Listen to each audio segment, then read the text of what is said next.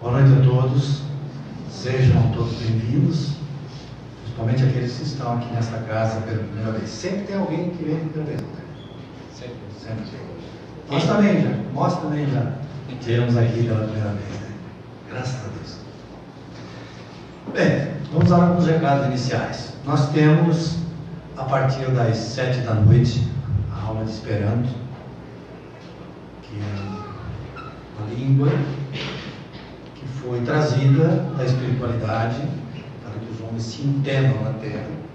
Não sei quanto tempo vai demorar isso, mas o objetivo é esse. E a partir das 7, termina agora, né? 5, 10 para as 8, para todos aqueles que quiserem, estiverem interessados. É só comparecer aqui, as aulas são na imagem. Nós temos também, a partir das 7, o treinamento fraterno, que é dirigido para as pessoas que estão passando por dificuldades, que precisam de um esclarecimento da doutrina do Evangelho de Jesus à luz da doutrina espírita.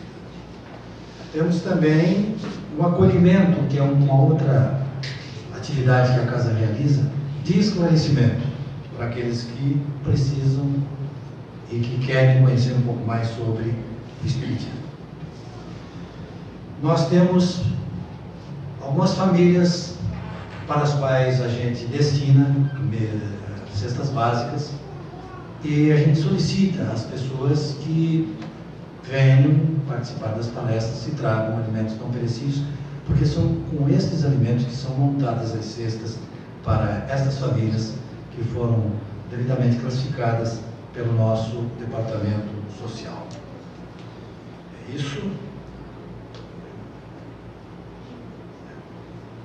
Dito isso, nós, neste instante, elevamos o nosso pensamento, colocando em sintonia com a espiritualidade maior, criando desta forma o ambiente necessário para a realização das atividades desta noite. Pai nosso que estais no céu, santificado seja o vosso nome, venha a nós o vosso reino, seja feita a vossa vontade, assim na terra como no céu. O pão nosso de cada dia nos dai hoje. Perdoai as nossas ofensas, assim como nós perdoamos a quem nos tem ofendido, e não nos deixeis cair em tentação, mas livrai-nos de todo e qualquer mal. Assim seja. Em nome de Bezerra de Menezes, que é o mentor espiritual desta casa, de Jesus, que é o nosso guia e nosso modelo, nós damos por abertos os trabalhos na Associação Espírita Consolador Prometido de Sara. Na primeira parte dos nossos trabalhos, nós temos a palestra, que nesta noite está o encargo do Walter Ney, que todos conhecem, e que vai nos falar sobre as bem-aventuranças. Com a palavra, Walter Ney. Sim, senhor. Fique à vontade. Boa noite, meus irmãos e irmãs.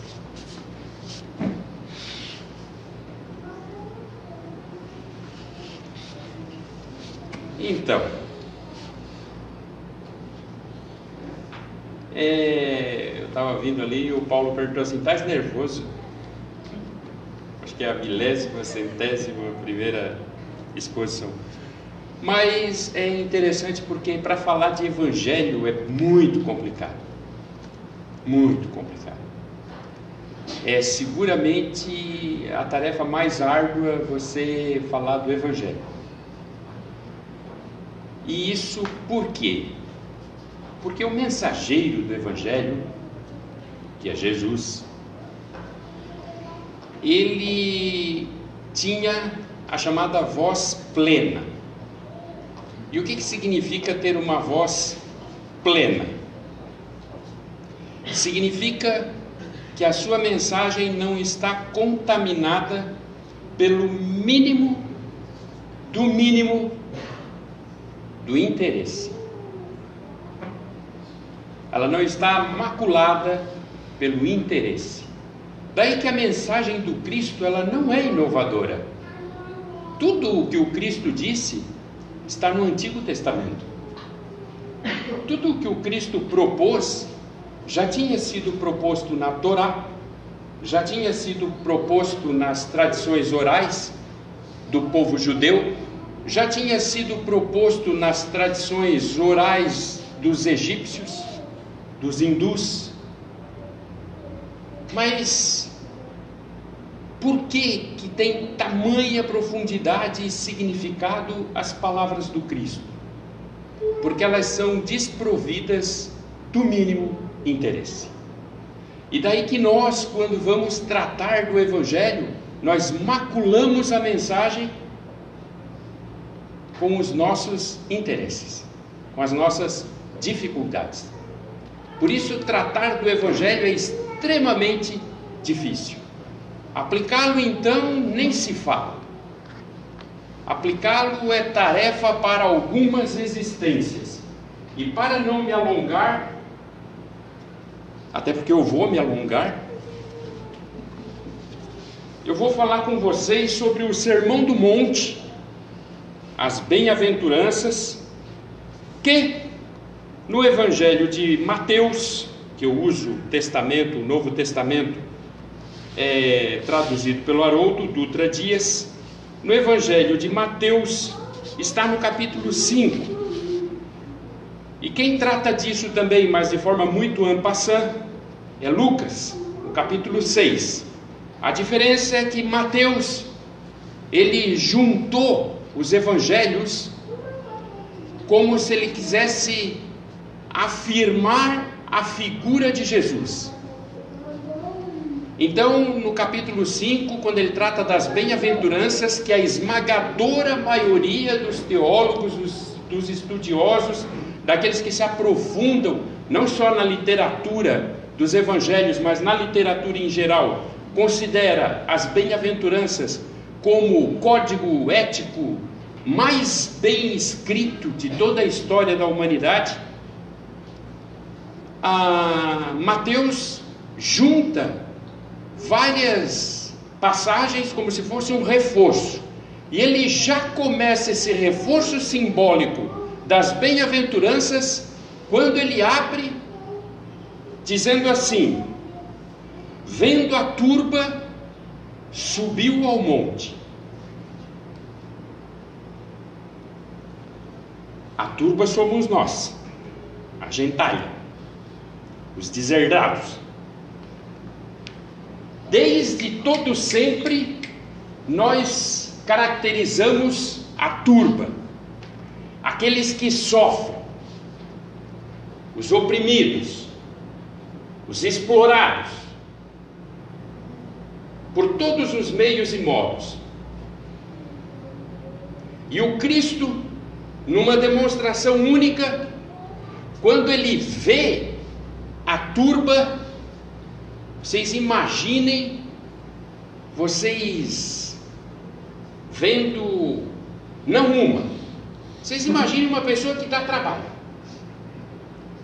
Eu sei que na família de vocês é difícil ter, na minha tem. Agora vocês imaginem uma centena de pessoas que dão trabalho, daquelas que quando elas estão apontando na esquina, tu fecha tudo, fecha a janela, apaga a luz, para não fazer barulho. Imaginem 100 delas vindo à tua casa. E a tua casa é relativamente pequena. E 100 dessas pessoas que dão muito trabalho. Eu sei que nenhum de vocês imaginou a si próprio. A gente na hora já vem o nome de, né? Tem esse, tem aquele e tal. Imaginem 100 pessoas invadindo a casa de vocês. Pessoas que vocês têm muita dificuldade de convivência. Pessoas que dão trabalho. Pessoas que amarguram a alma, que solapam a paciência, que raspam o fundo do tacho dos teus recursos, físicos, financeiros, morais. Imaginou? Imaginem 100 dessas pessoas entrando na tua casa, por tudo que é lado. Porta, janela.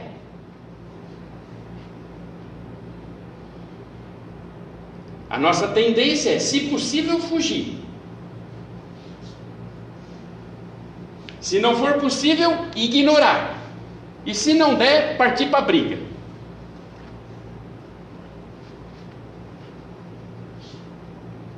E daí já começa o simbolismo das bem-aventuranças, porque ele diz assim: vendo a turba, vendo esse mundaréu de gente cheia de dor, que fica o tempo inteiro grudando, pegando, sabe?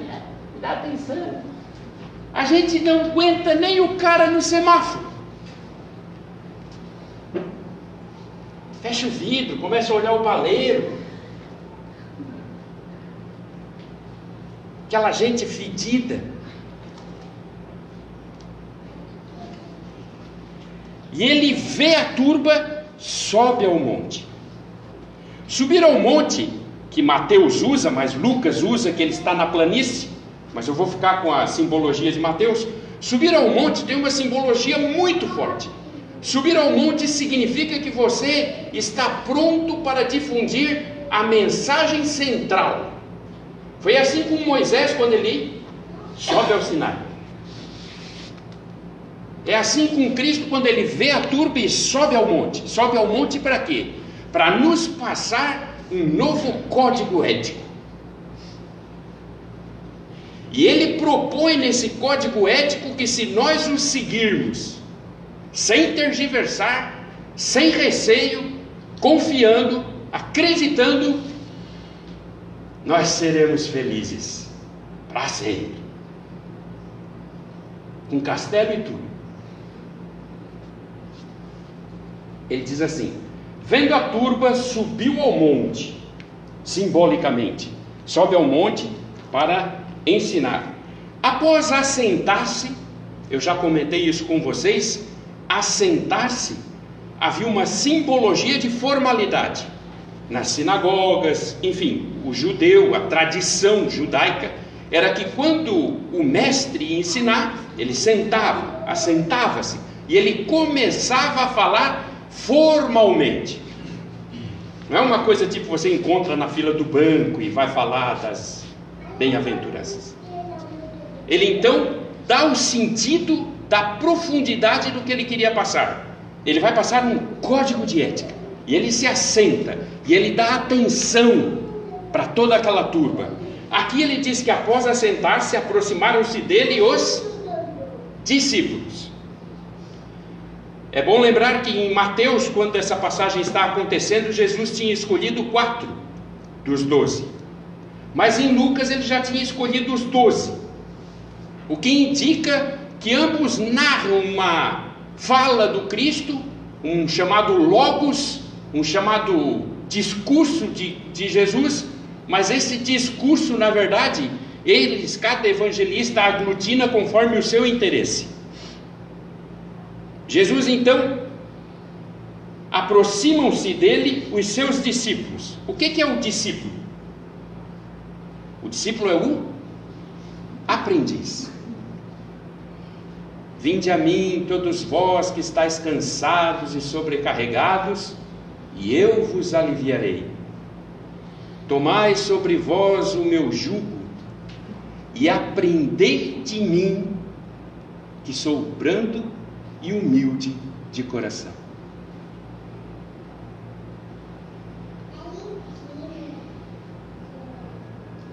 Nós temos uma dificuldade imensa de nos entregarmos. É muito difícil se entregar.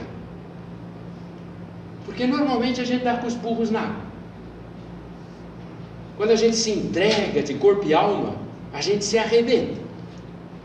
Porque, de regra, nós não somos confiáveis. Então, nas nossas relações, que são apropriatórias, expropriatórias, nós temos receio de nos entregarmos. Mas o Cristo faz esse chamado sem deixar meias palavras, meia opção. Ele diz: aprendei de mim, aprendei comigo. Abre-te, te entrega ao meu ensinamento. E se não houver uma entrega real, E essa entrega você vai perceber só nos momentos de dor, de dificuldade real. Se não houver uma entrega real, dificilmente isso ou qualquer coisa fará sentido. Por isso, quem se aproxima dele são aqueles que estão dispostos a aprender, os discípulos, os aprendizes. E abrindo sua boca, os ensinava dizendo. A expressão idiomática abrindo sua boca significa que o Cristo sai do campo da reflexão e parte para o campo da ação, da atuação. Outro dia eu estava num debate com um colega espírita sobre a questão de como nós agimos ou como nós nos omitimos em relação a todas as injustiças, as desigualdades, a desigualdade social, a desigualdade de todo gênero, que está aí graçando o mundo afora. E ele justificou dizendo o seguinte: olha, tu devia saber melhor do que eu, como se eu tivesse obrigação de saber alguma coisa melhor do que alguém. Tu devia saber melhor do que eu, que este é um mundo de provas e expiações.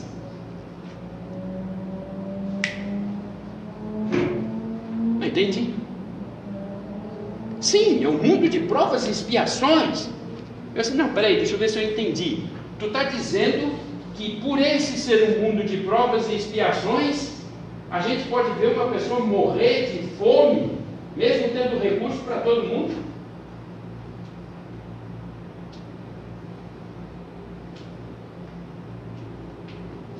Que por esse ser um mundo de provas e expiações, a gente pode ser a favor de torturar alguém, porque conforme for, vale a pena? E abrindo a boca, significa que o Cristo agiu. O Cristo se aproximou da turba e endereçou para eles o que havia de melhor. E o que há de melhor em nós, senão a consciência dos passos que nós podemos seguir para alcançar a felicidade. Só que ao fazer isso, o Cristo rompeu com uma estrutura. Que estrutura? E aqui eu vou dizer bem correndo para vocês todas as bem-aventuranças. Porque ele diz assim, os ensinava dizendo, bem-aventurados os pobres em espírito, porque deles é o reino dos céus. Bem-aventurados os aflitos, ou os que choram, porque serão consolados. Bem-aventurados os mansos, porque eles herdarão a terra. Bem-aventurados os que têm fome e sede de justiça, porque serão saciados. Bem-aventurados os misericordiosos, porque eles receberão misericórdia. Bem-aventurados os limpos de coração, porque eles verão a Deus. Bem-aventurados os pacificadores, porque eles serão chamados filhos de Deus. Bem-aventurados os perseguidos por causa da justiça, porque deles é o reino dos céus. Bem-aventurados sois vós, quando vos injuriarem e perseguirem e, mentindo, disserem todo mal contra vós, por causa de mim. Alegrai-vos, regozijai-vos, porque é grande a vossa recompensa nos céus, pois assim perseguiram os profetas anteriores a vós. Isso são as bem-aventuranças. E as bem-aventuranças propostas pelo Cristo, elas rompem com uma lógica que era anterior ao Cristo e persiste até hoje. Qual é a lógica? A lógica é de que nós encontraríamos a felicidade nas coisas do mundo. E aí reside a primeira dificuldade em aceitar as bem-aventuranças, porque o Cristo rompe com essa lógica e propõe que a gente abandone as coisas do mundo para alcançar a felicidade do Espírito. Isso é difícil. E se vocês acham que o que eu estou falando é uma coisa tipo só da boca para fora, ô Giba, faz um favor para mim, vê se tu acha aí o Eclesiastes. Eu ia trazer a Bíblia, mas a minha Bíblia é daquelas com a foto do Papa, João Paulo II, que é antiga. Acha para mim o Eclesiastes, o livro 1, o capítulo 1, Vaidade das Vaidades. Achou? Procura aí. Eclesiastes. O capítulo 1. A proposta do Cristo é romper com essa ideia materializante que nós temos. E no livro de Eclesiastes, Salomão, que é o autor do livro de Eclesiastes, no capítulo 1, falando sobre esse anseio desesperado que ele tinha de encontrar a felicidade. Achou? Sim. Palavras do pregador. Esse é o cara. O livro de Eclesiastes. Aqui. Falando sobre isso aí sou eu. Esse anseio espiritualmente falando. Desesperado que ele tinha de encontrar a felicidade. Achou? Fone de ouvido. Palavras do pregador, filho de Davi, rei em Jerusalém. Vaidade das vaidades, diz o pregador. Vaidade das vaidades, tudo é vaidade. Que proveito tem um homem de todo o seu trabalho que faz debaixo do sol? Uma geração vai e outra geração vem, mas a terra para sempre permanece. Nasce o sol se põe e apressa-se e volta ao lugar de onde nasceu. E aí ele vai narrando, é uma narrativa depressiva. Ele vai narrando o que há de se fazer, o que se fez e o que se fará. E ele vai narrando as lembranças que ele tem de todos os ambientes em que ele foi buscar a felicidade. E aí ele vai narrando que ele aplicou todo o coração a esquadrinhar e informar-se com sabedoria de tudo quanto sucede debaixo do céu. E ele foi buscar a felicidade através da sabedoria, e todos nós reconhecemos Salomão como um dos maiores sábios que já existiu. E ele vai narrando o desespero dele para falar com o coração e tentar encontrar a felicidade nas riquezas. E ele se tornou o homem mais rico, se não o rei mais rico de toda Israel. E ele tinha jardins e tanques de água no deserto. E ele tinha gado. Oi? 800 mulheres. E ele tinha gado, vou chegar nas mulheres. E ele tinha gado, e ele tinha ovelhas. E ele foi em busca da felicidade nos prazeres carnais. E ele teve 800 mulheres. Salomão tentou todos os meios e modos de encontrar a felicidade. E Salomão era um homem sábio. Mas o que ele encontrava, senão um vazio existencial profundo. Daí que o Cristo, fazendo uma releitura e fazendo uma proposta gigantesca, nos adverte: bem-aventurados os pobres em espírito, porque deles é o reino dos céus. A palavra bem-aventurados, ela tem origem no grego, e aliás, no grego ela tem uma origem material. Bem-aventurado é o rico no sentido material. Era o cara que tinha grana. No nosso caso, se fosse traduzir, nós chamaríamos, tem o rico e nós chamaríamos o magnata. Ou seja, uma palavra de cunho estritamente material. No sentido hebraico, a palavra ganhava um contorno de felicidade. Portanto, as bem-aventuranças, que eu peguei a expressão do grego, que eu achei mais apropriada, makarios, ou macários, benditos, muito felizes. Quando Cristo diz, bem-aventurados, Ele diz, serás muito feliz, serás pleno de felicidade, estarás tomado, saciado de felicidade, muito feliz. Esse é o sentido de bem-aventurado, na expressão grega. Muito felizes são os pobres de espírito, muito felizes. Os pobres de espírito, que não por acaso é a primeira bem-aventurança, é a base de toda a estrutura de construção do espírito. Não há nenhuma virtude que possa ser plantada senão no solo da humildade. Não há nada que nós possamos chamar de virtude se ela não estiver muito construída e alicerçada no solo da humildade. Daí que as bem-aventuranças não por acaso começam com esse sentido: Bem-aventurado aquele que se coloca na condição de aprendiz da vida e que abre o coração para todos os processos. E os processos na vida, podem acreditar, serão dolorosos.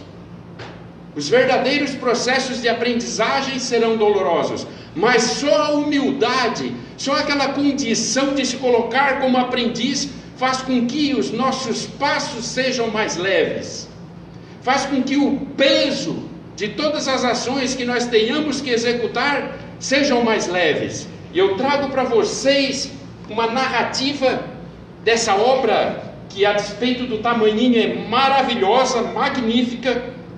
Dante Alighieri, quando ele está saindo do purgatório, vocês mais ou menos... A Divina Comédia, que na verdade é um livro que o nome original é Comédia, não tinha Divina. Quem botou Divina foi Boccaccio. A Divina Comédia, que é de 1300 e pouco, é um livrinho de 1300 e pouco. Muitos consideram essa como a origem do idioma italiano, porque foi a primeira obra escrita no toscano vulgar, que seria o italiano de hoje. Portanto, antes dela não se escrevia obra em língua vulgar. E Dante Alighieri faz essa obra linda, maravilhosa. E quando Dante Alighieri entra no purgatório, um anjo vem e grava na testa dele 7 P's. P, né? 7. Que eram uma alegoria aos 7 pecados capitais. E aí, em determinado momento, ele está passeando pelo purgatório, e Virgílio, que é o seu guia, ele diz assim... Eu devia ter gravado, ter anotado isso aqui, mas como o livro é do Bruno, aí eu não quis arriscar.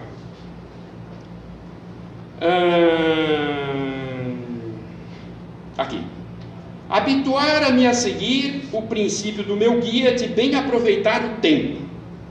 Coisa que a gente faz também. Foi por isso que em suas palavras não encontrei exagero. Junto a nós chegava aquele ser formoso, trajando branco, resplandecente, a face qual trêmula estrela matutina, abertas as asas e estendidos os braços, bradava o anjo: vinde, estão próximos os degraus pelos quais se pode subir o aclive, e o aclive é mais brando. Poucos são os que podem ouvir este convite. Ah, raça humana, que Deus criou para voar nas altas esferas, por que te aniquila o mais tênue vento? E esse anjo é o anjo da humildade. E o anjo da humildade então toca a testa de Dante, e ele começa a subir do purgatório em direção ao céu, que todo mundo sabe, né? O inferno, o purgatório e o céu, é as obras dele. Guiou-nos por degraus escavados na rocha, e com uma das asas me roçou a fronte, tranquilizou-me a subida.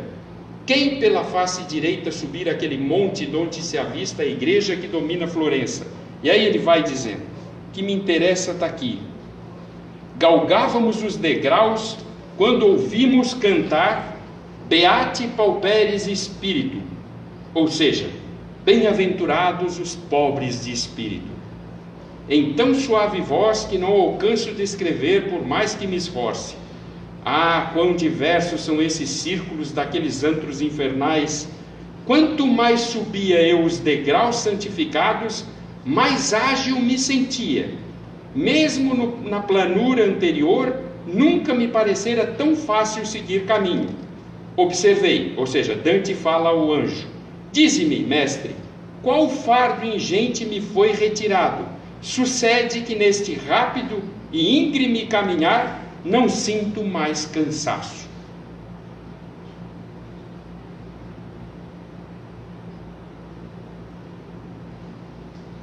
É difícil a gente se colocar numa posição de dependência, de aprendiz. E aí o anjo responde: quando os pecados que ainda tens traçados com nitidez sobre a fronte forem apagados, hás de ver como a alma posta em pureza pode aligeirar o ritmo dos pés, a ponto de nenhum cansaço desde então sentir. Ao contrário, a alegria há de ser para ti a continuação da caminhada. Claro que Dante sabia das bem-aventuranças, porque o livro dele é bem posterior. Mas o que eu quero dizer é isso: as bem-aventuranças nascem com um sentido de unidade. Bem-aventurados os pobres de espírito, porque deles é o reino dos céus. E o reino dos céus se dá com a estabilidade da alma. O verdadeiro reino dos céus está na estabilidade da alma frente às adversidades, que não são poucas. Frente à compreensão de que nós estamos num exercício, um exercício que muitas das vezes pode parecer muito duro, mas é extremamente positivo. E aí ele segue dizendo: eu não vou fazer tudo não, vou terminar só esse aqui, porque eu estou cansado. Bem-aventurados os pobres em espírito, porque deles é o reino dos céus. Te coloca numa condição de aprendiz da vida. Sempre que te relacionares com as situações, com as inteligências, com as coisas, com as pessoas, sempre que te relacionares com qualquer coisa, com qualquer pessoa, com qualquer circunstância na tua vida, faze-o de forma sincera, ou seja, integralmente, como quem ama aquilo. Lembram da advertência do Cristo? Ama a teu Deus de toda a tua mente, de todo o teu corpo, de todo o teu espírito. Ama por inteiro. O aprendiz ama por inteiro. O aprendiz se percebe na condição de quem está se apropriando daquela experiência de vida. Na maioria das vezes nós estamos cegos, estamos desconectados, estamos desligados. E isso tira muito do nosso tempo. Lembram da advertência do mestre de Dante? Não perca tempo, aproveite o tempo. Olhe para você. Quem de nós aqui está em situação realmente desfavorável? A maioria de nós está em condições bastante favoráveis para exercitar e crescer dentro da existência. Mas o que nos impede de termos humildade, senão o orgulho de acharmos que temos direito a mais?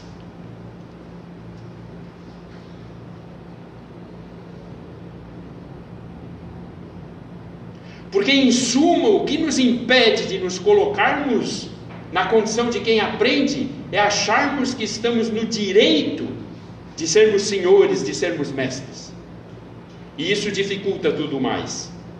Bem-aventurados os que choram, porque eles serão consolados. Essa expressão talvez seja a mais linda e a mais utilizada e a mais lembrada, porque se tem uma coisa que as pessoas fazem é chorar. Bem-aventurados os que choram. De que choro Jesus está falando? De que choro o Cristo está falando?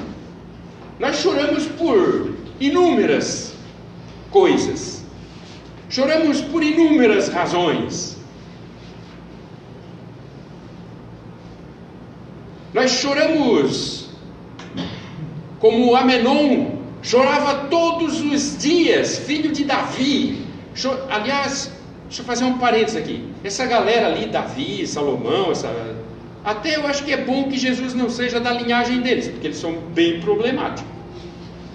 Mas o Amenon, filho de Davi, chorava todos os dias pela paixão insana que ardia na alma dele, que era possuir a própria irmã, Tamar.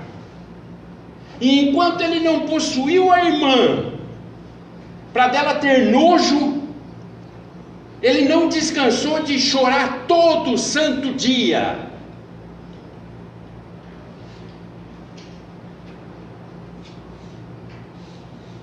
E tem o choro do desejo, da inveja, eu não lembro o nome, se era Akbar, que chorava todo dia para possuir a vinha do vizinho. Ele ansiava por se apropriar indebitamente da vinha do vizinho. Nós choramos por muitas coisas que não precisamos, nem deveríamos chorar. Nós choramos por desejos, choramos por interesse, choramos por medo, choramos por ego, choramos por vaidade, choramos por arrependimento, mas não o arrependimento sincero da reparação. Choramos pelo arrependimento tipo de Caim, que chorava quando dizia: ai de mim, que o custo desse pecado é muito alto. Nós choramos pelas consequências.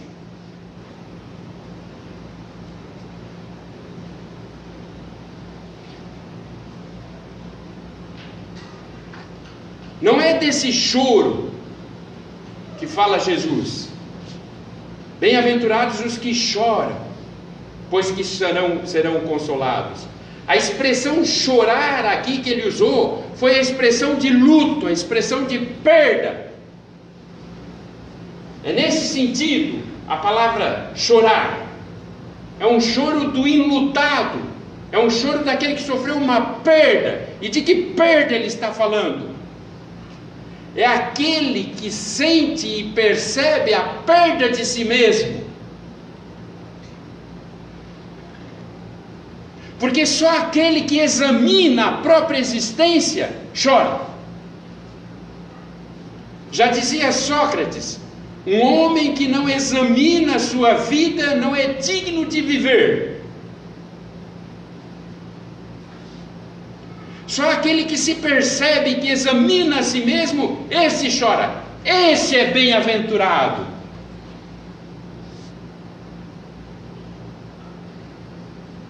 Porque ele será consolado pela redenção, será consolado pela compreensão. Essa é bem-aventurada, é bem-aventurado. É desse choro, um choro que não serve apenas para lavar a alma, mas é um choro que serve para arar a terra, para fecundar, para fazer com que ali você plante coisas novas, num processo de renovação constante, permanente, todo dia, todo santo dia. Não importa, em absoluto, o que quer que nós tenhamos feito, porque esse é o sentido do Evangelho. Importa é o sentimento contundente que você carrega nas expressões da sua vida. Isso é o que importa. É o quão de real, o quão de verdadeiro, o quão de sintonizado com a proposta de redenção, de transformação tem em você. Porque do Cristo o que nós temos são as palavras.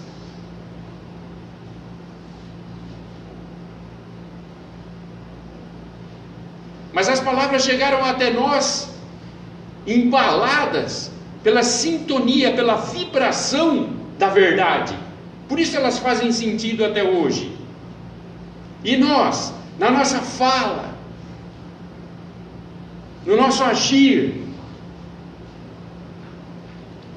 eu sei que um monte de gente vai, estava indo tão bem, eu sei que eu estou indo bem, estava indo tão bem e foi falar bobagem no final. Mas eu sou obrigado, porque eu vi um colega também do movimento dizendo o seguinte: é um absurdo esse lance ali do Drauzio Varela, né? Abraçar a moça lá, não sei se é moça, um pedófilo.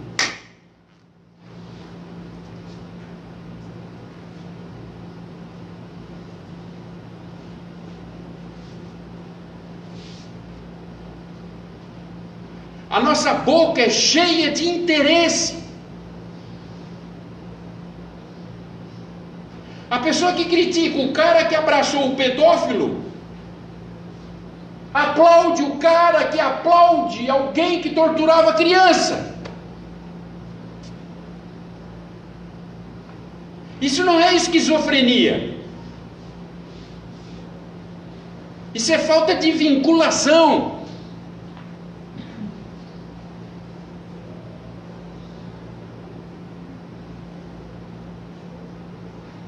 Não é possível que nós coloquemos isso na conta, no débito, de não estar prestando atenção. Eu sou a favor. Pode comprar. Não há desligamento na maldade. Porque a maldade é a ausência de amor.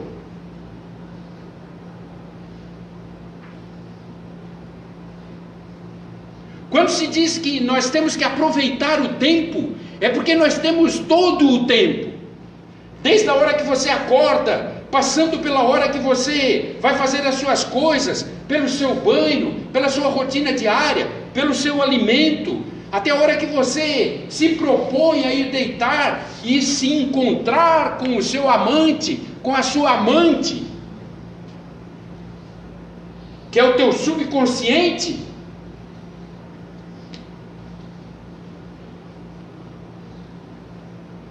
Que é quem modela o que tu vai fazer no dia seguinte.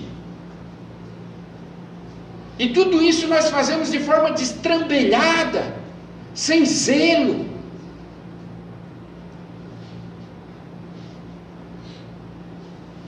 Sem afeto.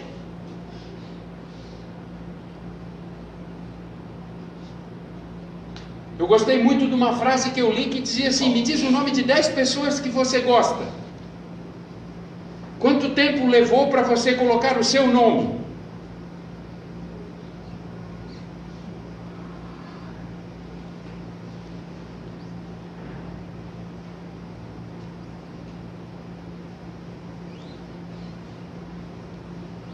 As bem-aventuranças, elas só serão possíveis se elas não forem apenas compreendidas por nós, mas se elas forem um código, muito mais do que pura e simplesmente um código escrito, um código que a gente olha e diz: nossa, Jesus falou isso, mas é algo sem o qual você não vive.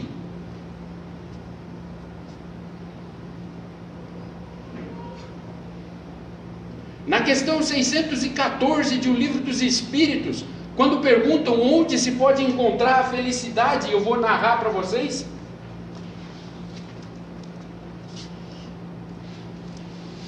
Porque a resposta é bem curtinha, mas Perdão. O que se deve entender por lei natural? Há coisa mais natural do que tentar ser feliz. A lei natural é a lei de Deus. É a única verdadeira para a felicidade do homem e da mulher. E aí eles fecham com uma advertência: indica-lhe o que deve fazer ou deixar de fazer, e ele só é infeliz quando dela se afasta. As bem-aventuranças é um código das leis naturais de Deus. Essa é a razão de nós estarmos tratando delas. O Livro dos Espíritos tratou 13 vezes, não é xiste meu não, é 13 mesmo, sobre felicidade, perenidade.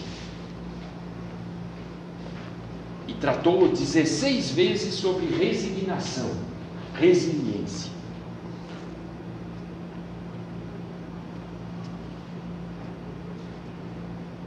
Aproprie-se da sua vida o mais rápido possível.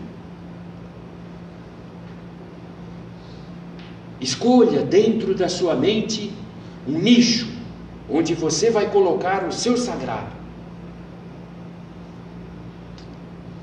E escolha o seu sagrado. Pode ser o que você quiser. Se para você sagrado é ter dinheiro, que seja. Se para você sagrado é ser famoso, que seja. Escolha o seu sagrado. Mas preste culto ao seu sagrado.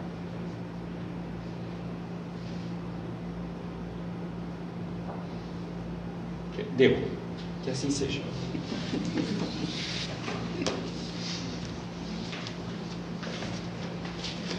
Te peguei de calça curta.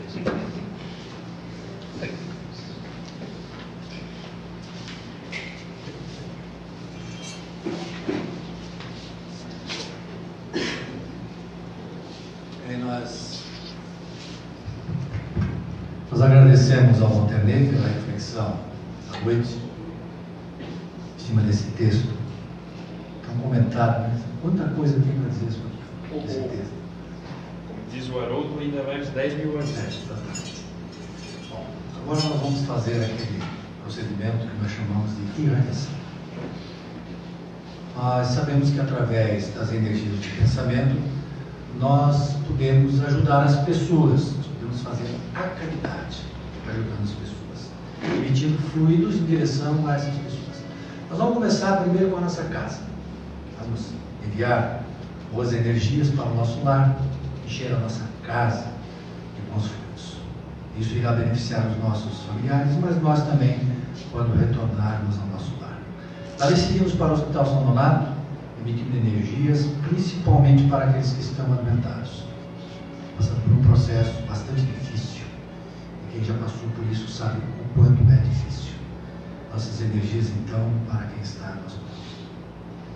Ali vamos para os locais que acolhem os nossos velhinhos, as nossas crianças que já chegam sem família, que elas recebam também neste momento as nossas boas vibrações. Aqueles que se encontram presos nas cadeias públicas, aqueles que estão presos nas drogas, nos vícios, recebam também neste momento as nossas energias. Vamos agora também nos lembrar daqueles que se encontram no mundo espiritual ainda presos à terra, principalmente os nossos irmãos suicidas, que eles recebam neste momento as nossas boas vibrações, as nossas energias positivas, que com certeza irão auxiliá-los na sua recuperação, no seu resgate pelas equipes espirituais. E vamos agora nos lembrar dos nossos dirigentes. É sempre muito importante nós nos lembrarmos dos nossos dirigentes, dirigir a eles bons pensamentos. E aí incluímos também aqueles que administram as religiões, as entidades religiosas, as entidades privadas com recursos públicos, que todos eles estejam sintonizados com a espiritualidade, que com certeza está nos intuindo, nos inspirando a utilizarem a função que exercem para o bem coletivo.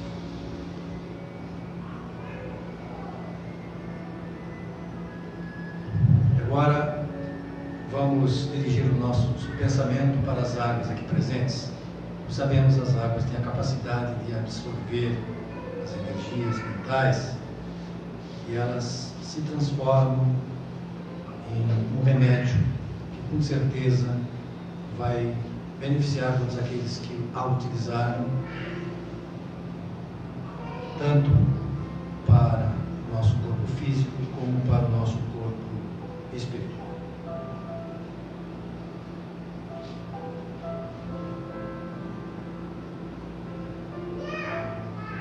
Pai nosso que estais no céu, santificado seja o vosso nome, venha a nós o vosso reino, seja feita a vossa vontade, assim na terra como no céu. O pão nosso de cada dia nos dai hoje, perdoai as nossas ofensas, assim como nós perdoamos a quem nos tem ofendido. E não nos deixeis cair em tentação, mas livrai-nos do mal. Assim seja.